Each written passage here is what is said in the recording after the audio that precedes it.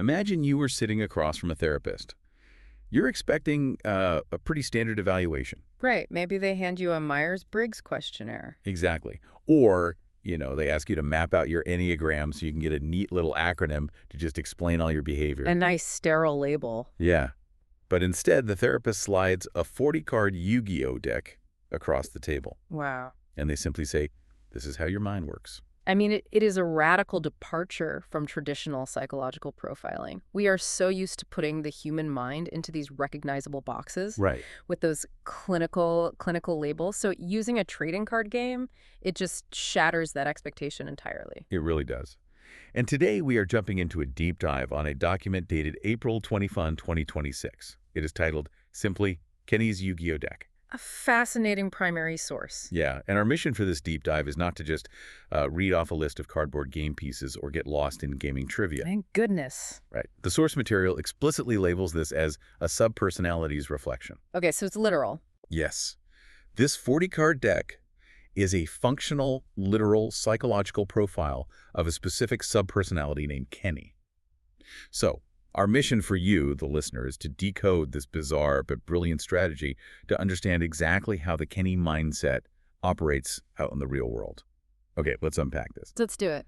Using a highly structured competitive game to map how a human mind protects itself is just incredibly compelling to me. What's fascinating here is how games with strict rule sets make absolutely perfect metaphors for how different parts of our psyche establish boundaries. Oh, interesting. Like how they handle conflict. Exactly. Because in a trading card game, every single card has a specific function, right? A limitation and a very specific condition for activation. Wow. So when a person curates 40 specific cards to represent a subpersonality, they are effectively writing a localized code of conduct for that part of their brain. Huh. They are defining exactly what it values, what it fears, and most importantly, how it responds to external threats. Okay, before we get into the nuts and bolts of the actual cards, we have to look at the visual aesthetic, like the overarching philosophy of Kenny. The visual is so important. It is. The source document provides this really striking image to set the tone. Picture a calm, authoritative, Egyptian, pharaoh-like leader. Standing very tall. Yeah, he's clad in deep blue and brilliant gold, standing absolutely confidently on this structured grid. And he is flanked by these disciplined, hooded guards wielding traditional staves and heavy shields. It's very imposing. It really is. The entire image radiates structure, ancient tradition, and a sense of just absolute order. And that visual is essential because it immediately grounds us in the deck's core identity. The notes explicitly define this as Gravekeeper control. Gravekeeper control. I love that. Yeah, and right beneath that title, we get the defining motto of the Kenny subpersonality, which is stay in your lane. Wow. Stay in your lane. Right. This is not a chaotic, aggressive archetype looking to conquer new territory. It is an archetype obsessed with boundaries, tradition, and maintaining a very specific, predictable order. When I read that motto and looked at that pharaoh image, I immediately pictured that one incredibly organized office manager we have all encountered. Oh, absolutely. You know the type. They never yell. They never lose their temper. But if you put a file in the wrong bin, they just give you this look. The look. Yes. The look. And it makes you immediately apologize and fix your spreadsheet. Because there is a heavy weight to their presence. Right. But it makes me wonder, from a psychological standpoint, how does a personality like this actually enforce that stay-in-your-lane mentality without being aggressively hostile? Yeah. How do you command a room without raising your voice? The deck answers that beautifully, actually. Kenny doesn't attack you directly to enforce the rules. Okay. Instead, Kenny changes the very environment you are operating in. Oh, wow. He dictates the terms of reality before the conflict even begins. And the mechanism for that is the environment card, right? Yes.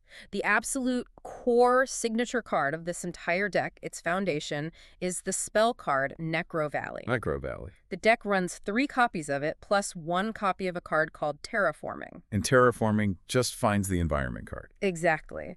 Terraforming has only one job: to search the deck and ensure Necrovalley is found and put into play immediately. So mechanically, what does Necrovalley actually do that makes it so psychologically significant? Well, in the game, the graveyard is typically where cards go when they are destroyed or used up. Makes sense. But for many modern complex strategies, the graveyard is actually a resource. Players use it to pull off chaotic, highly unpredictable combination plays. Like bringing stuff back from the dead. Right. They resurrect monsters, they banish cards to trigger secondary effects, they create infinite loops. It basically represents chaos, complexity, and dragging up the past to complicate the present. That's exhausting. It is. But the rule of Necrovalley is absolute. It completely locks down the graveyard. Completely. No cards can move in or out, and absolutely no graveyard effects can activate. Wait, I need to push back here. Sure. Shutting down the opponent's entire resource pool and stopping them from playing their complex strategies sounds incredibly aggressive. Yeah. And honestly, pretty controlling. I can see why you'd say that. Right.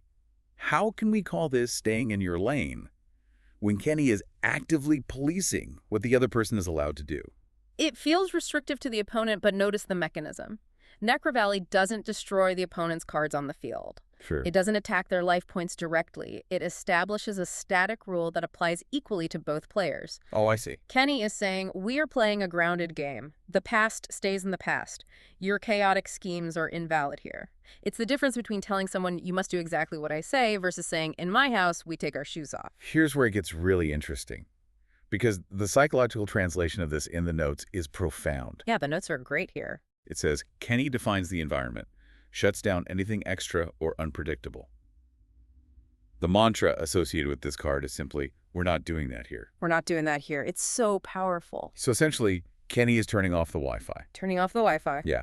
The opponent comes in wanting to stream a dozen chaotic tabs at once, and Kenny just unplugs the router, so they're forced to deal with what is right in front of them. That is a highly accurate way to look at it. Think about how relatable that is for you, the listener. Yeah. Think about those moments when you are completely overwhelmed by external chaos. Work, relationships, all of it. Coworkers making unreasonable demands, complicated interpersonal drama pulling you in multiple directions. Yeah. When you tap into your own inner Kenny, you aren't fighting them on their chaotic level. Yeah. You are establishing a firm boundary. You are turning off the Wi-Fi. You silence the noise so you can operate on your own terms. But setting that initial boundary is only the first step. Right, there's more to it.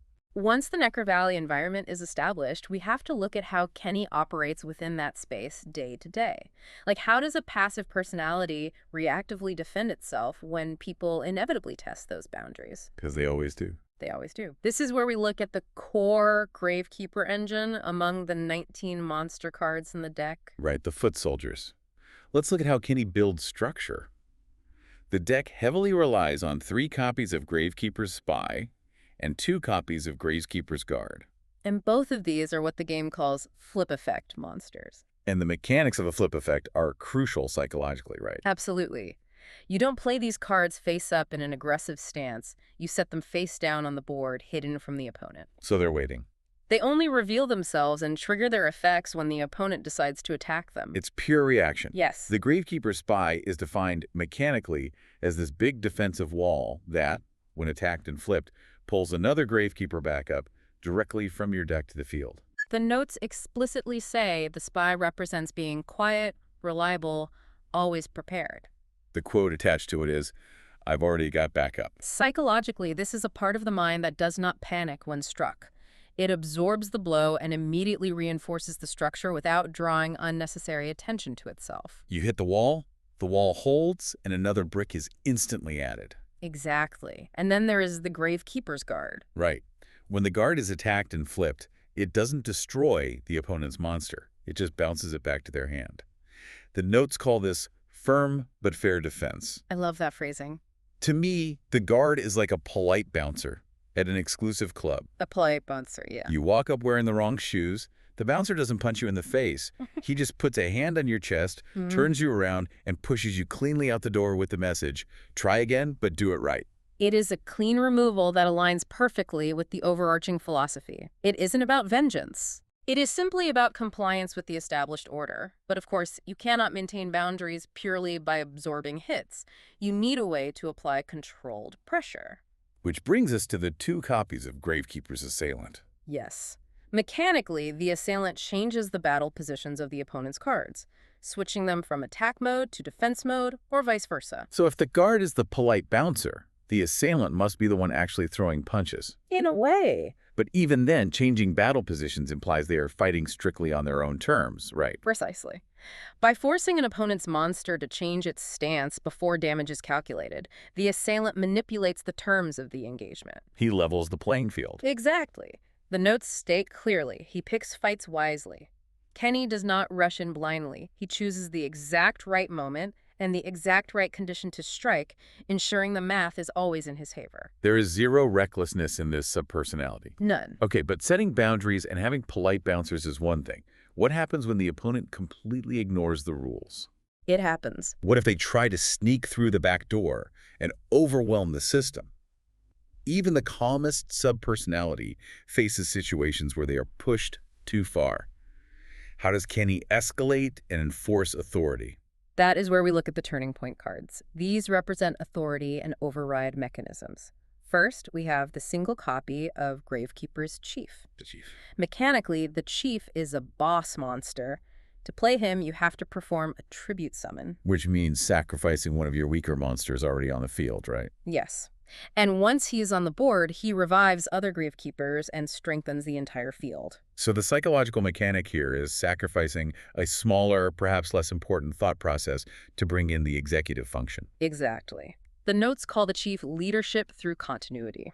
With the mantra, we take care of our own. Right. But what I find even more fascinating is the outside hired help.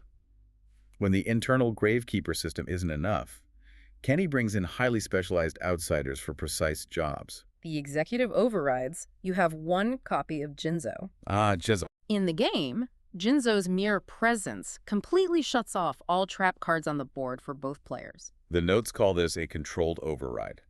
Because sometimes, to maintain order, you have to temporarily suspend the standard rules of engagement.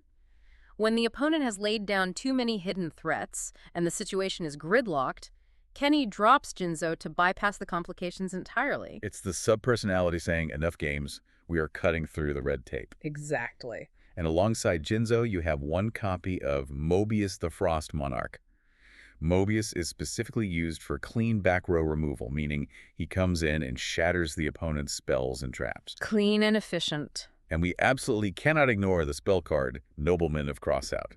The notes explicitly label this card as anti-flip. Very Kenny. Let's explore that. In the game, an anti-flip card destroys a hidden face-down monster before it can ever be flipped face-up to trigger its effect. So an anti-flip card destroys a threat before it can even reveal itself. Right. Translated to real life, that's like Kenny firing a toxic client before they even finish signing the contract, because he recognized the subtle red flags. That is exactly it. It is proactive boundary enforcement. Proactive, I like that. Speaking of enforcement, we must examine the 8 trap cards in this 40-card profile. The traps. So subpersonality defined by control relies heavily on traps to maintain discipline when it is not their turn to act.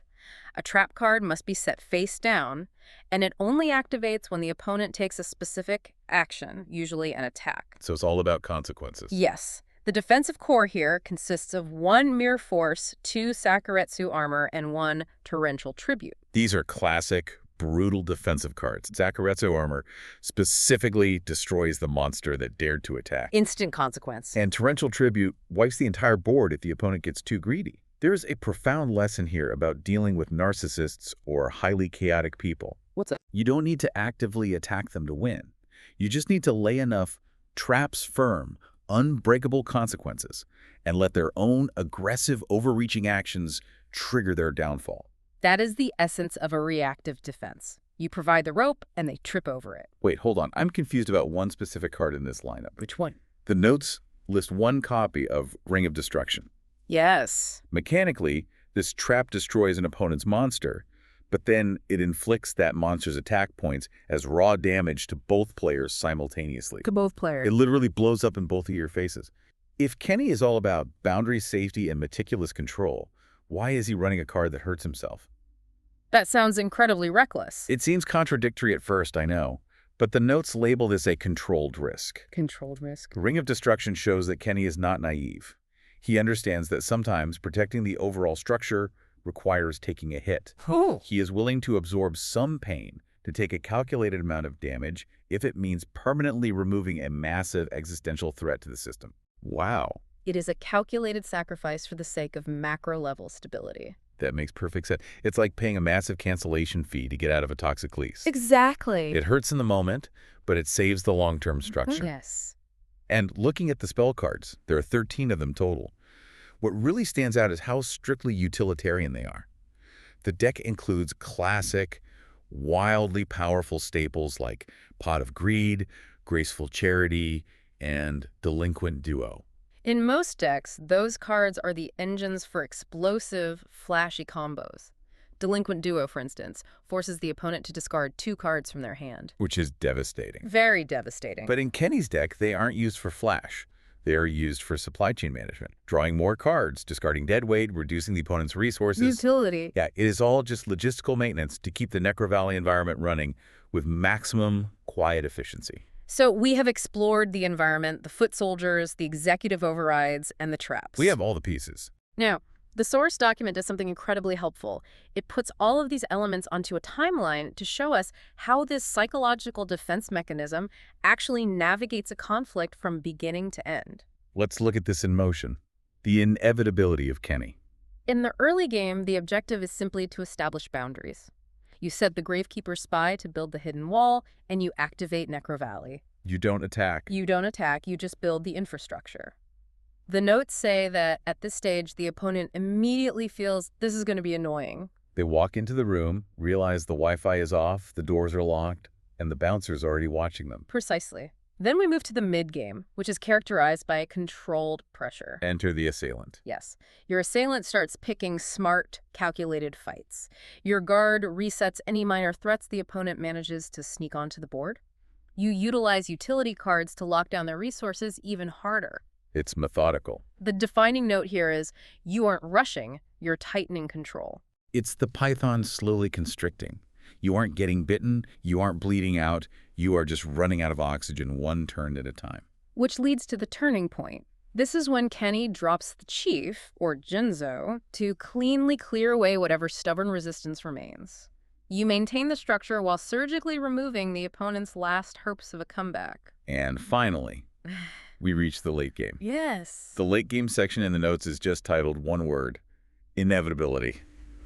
If we connect this to the bigger picture, this is where the profound philosophy of the Kenny subpersonality truly reveals itself. In the late game, the opponent simply runs out of options. Because they're exhausted. Exactly. Their complex strategies fundamentally do not work under the crushing weight of Necrovalley and the constant presence of traps. The notes are very specific here. What do they say? Kenny does not win explosively. There is no massive cinematic final attack. Kenny wins because the opponent never got to play their game in the first place. Wow. It is an absolute masterclass in winning through attrition and relentless boundary maintenance. So what does this all mean? How does decoding a 40-card trading card deck actually help you? That's the real question. When you are facing chaos in your life, or dealing with a toxic dynamic at work, or just feeling overwhelmed by the demands of the world, adopting the Kenny methodology doesn't mean becoming aggressive. Not at all. It doesn't mean yelling, picking fights, or trying to overpower people. It means establishing your own Necrovalley. Setting the environment. Exactly. It means setting a hard, non-negotiable boundary, building a quiet wall of preparation, and letting those chaotic elements exhaust themselves against your firm rules. Let them burn out. Right. You don't have to win explosively. You just have to tighten control until the chaos suffocates. It is a highly effective, incredibly grounded psychological defense mechanism.